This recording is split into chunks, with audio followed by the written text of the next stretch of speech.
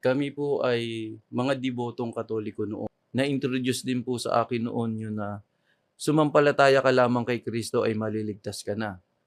Na sa kanila si Kristo ay Diyos din.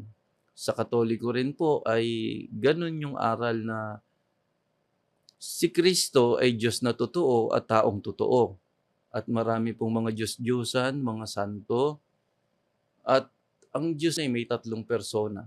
Nabago po ang buhay namin ng makilala ng tatay ko ang Iglesia ni Cristo. Noong pong siya ay mabautismuhan, tsaka po niya kami inanyayahan para po maipaliwanag niya kung bakit siya nag-Iglesia ni Cristo. Pinaunlakan po namin na magkakapatid na kami ay sumama sa pag-aaral ng mga salita ng Diyos. Natatandaan ko po noon na nung ako ay nag-aaral ng salita ng Diyos sa loob ng Iglesia ni Cristo, ay kakaiba po eh. Kakaiba po yung pagkaka-introduce sa Iglesia ni Cristo. Talagang bagong bagay po yun sa akin. Kasi si Cristo po ipinakilala nila na tao.